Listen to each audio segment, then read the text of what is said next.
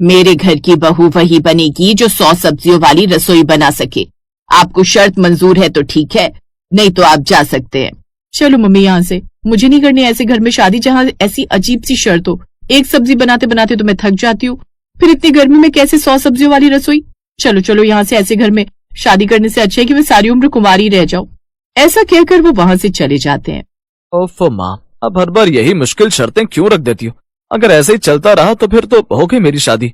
चुप कर, तुझे क्या पता तेरी माँ कितना सोचती है तेरे बारे में।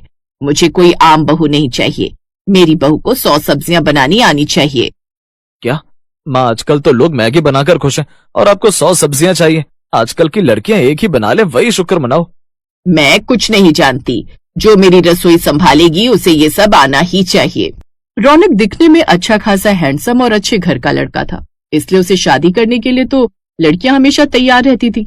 लेकिन जब वो शारदा देवी की शर्त सुनती तो पीछे हट जाती। मैं तो 2 सब्जी बनाती हूँ, मुझे तो आलू और भिंडी के अलावा कुछ नहीं आता, और रौनक की माँ तो 100 सब्जियों वाली रसोई की बात कर रही है। वही पास के मोहल्ले में किराने की एक दुकान थी, जहाँ अक्सर रौनक सामान लेने जाता था। उस किराने की दुकान का जो मालिक था उसकी बेटी थी रीमा, जो मन ही मन रौनक को पसंद करने लगी थी। और उसे जब शारदा देवी की इस शर्त के बारे में पता चला तो वो हैरान रह गई। लेकिन फिर उसने सोचा, माँ शर्त कठिन है लेकिन नामुमकिन तो नहीं। तो तुझे 100 सब्जियां बनानी आती हैं?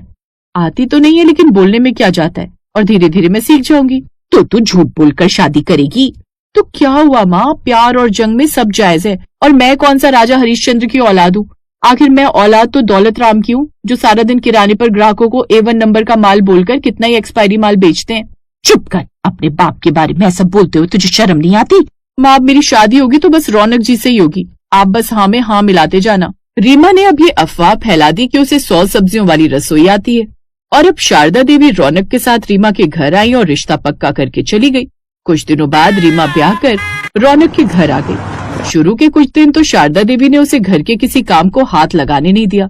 देख बहू, हमारे यहाँ का एक रिवाज है, जब तक दुल्हन के हाथ की मेहंदी नहीं उतर जाती हम उससे कोई काम नहीं लेते। थैंक गॉड बच गई, नहीं तो मुझे तो लगा था आज 100 सब्जियों की फांसी तुझे मिलने वाली है। रीमा बहू कहाँ खो गई? जा अब अपने कमरे में जाकर आराम कर। रीमा खुशी खुशी अपने कमरे में चली गई। आज तो बेटा तू बच गई, लेकिन बस तभी तक जब तक ये मेहंदी तेरे हाथों में है। जब ये मेहंदी छूटेगी तब क्या होगा? तब तो मम्मी जी मुझसे 100 सब्जियां बनवा कर ही रहेंगी। खैर छोड़ना, वो तो बात की बात है, तब तक तो एंजॉय कर, अब मजे से टीवी देखती हो। ऐसा कहकर रीमा ने टीवी ऑन किया और नाटक देखने लगी। ऐसे 10 दिन बीत गए और फिर एक रोज। बहू, अब तो तेरे हाथों की मेहंदी भी छूट गई, चल अब चलकर रसोई संभाल ले। आज मैं देखना चाहती हूँ तुम्हारी 100 सब्जियों वाली कला। ये सुनकर तो जैसे रीमा के पैरों तले जमीन खिसक गई और वो घबराते हुए रसोई की ओर गई। अरे बहू, जल्दी जल्दी रसोई की तरफ कदम बढ़ा। तू तो ऐसे चल रही है जैसे मैं तुझे रसोई में नहीं बल्कि बॉर्डर पर जंग लड़ने के लिए भेज रही हूँ। अब इतनी सब्जियां एक इंसान से बनवाना बॉर्डर पर लड़ाई लड़ने से कम है क्या मम्मी जी? इतनी सब्जी तो कोई बड़ा सा कुक बना ना पाए, फिर मैं किस खेत की चिड़िया हूँ। रीमा रसोई में पहुंच गई। ले बहू, अब आज से ये रसोई तेरे हवाले, अब तू लग जा काम पर, तब तक मैं जाकर टीवी पर प्रवचन सुनती हूँ। ऐसा कहकर शारदा देवी किचन से चली गई और रीमा सोच में पड़ गई। जल्दी से कुछ सोच रीमा, नहीं तो इसके बाद तू अपनी सास के प्रवचन सुन लेगी। क्या करूँ क्या करूँ? हाँ, बोल देती हूँ कि रसोई में रखी सब्जियां कुछ खराब हो गई हैं, तब तक थोड़ा और समय मिल जाएगा। क्या बाजार से कुछ रेडीमेड सब्जियां उठाकर ले आऊंगी? रीमा जल्दी से बाहर आई। मम्मी जी, घर में जो सब्जियां रखी थी ना उसमें से कुछ खराब लग रही हैं, तो मैं बाजार से ताजी सब्जियां ले आती हूँ, फिर आपको 100 सब्जियां बनाकर खिलाऊंगी।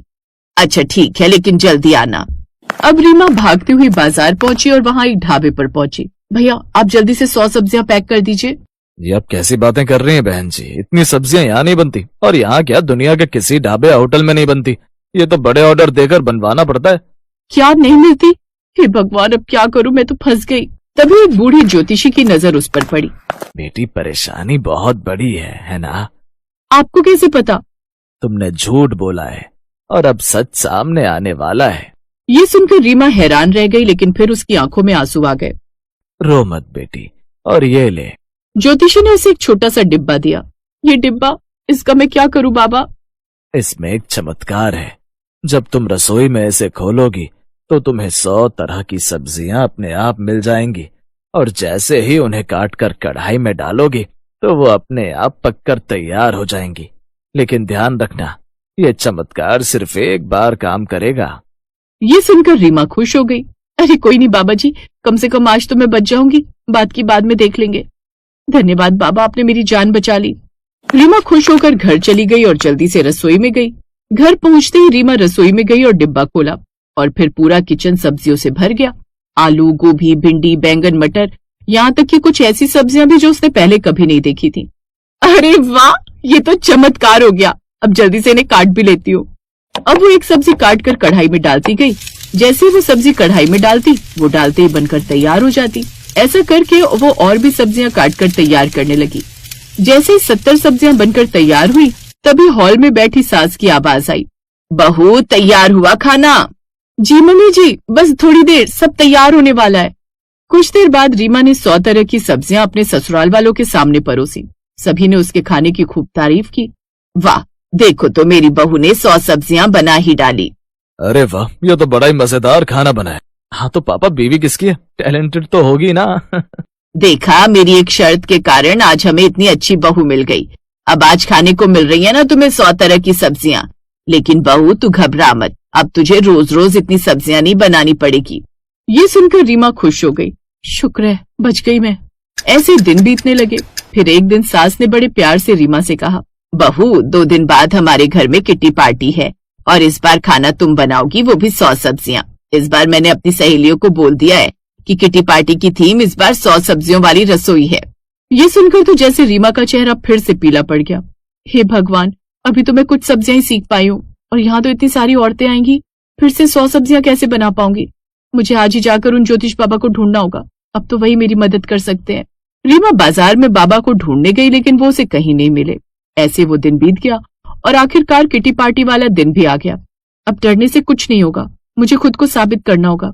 उस रोज वो सुबह 5 बजे उठ गई, साथ ही यूट्यूब देखकर उनमें से सब्जियां बनाना सीखने लगी। लेकिन फिर भी उससे ठीक से उतनी सब्जियां बन नहीं पाई। फिर जब उसकी सास किचन में आई, बहू ये सब क्या है? सबके आने का टाइम हो गया और तूने अभी तक खाना नहीं बनाया। आखिरकार रीमा टूट गई और कहने लगी, मम्मी जी, वो मैंने झूठ बोला था, मुझे खाना बनाना नहीं आता, मैं बस रौनक से शादी करना चाहती थी। अब घर में सन्नाटा छा गया। सास कुछ देर चुप रही, फिर बोली, बहू गलती करना बुरी बात नहीं है, लेकिन झूठ बोलना गलत है। अगर तुम सच बोलती तो मैं तुम्हें खुद सिखाती। खैर अब रोने से कुछ नहीं होगा, अब तो मेहमान आते ही होंगे, मुझे कुछ सोचना होगा। कुछ देर में घर में किटी पार्टी की औरतें आ गई। तभी सास को एक आइडिया आया। उन्होंने मुस्कुराकर सब मेहमानों से कहा, आज की किटी पार्टी में एक छोटा सा ट्विस्ट है।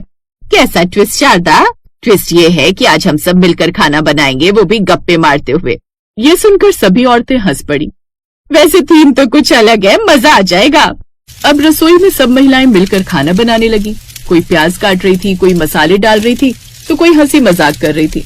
और फिर बातें करते करते उन सब ने 100 सब्जियां बनाकर तैयार कर ली और सबने वो किटी पार्टी खूब एंजॉय की। और इस तरह रीमा की भी इज्जत बच गई।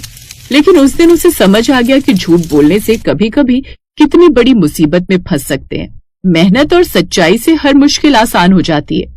दूसरों की बुराई करने वाला खुद ही फंस जाता है। मिलजुल कर काम करने से हर काम आसान हो जाता है।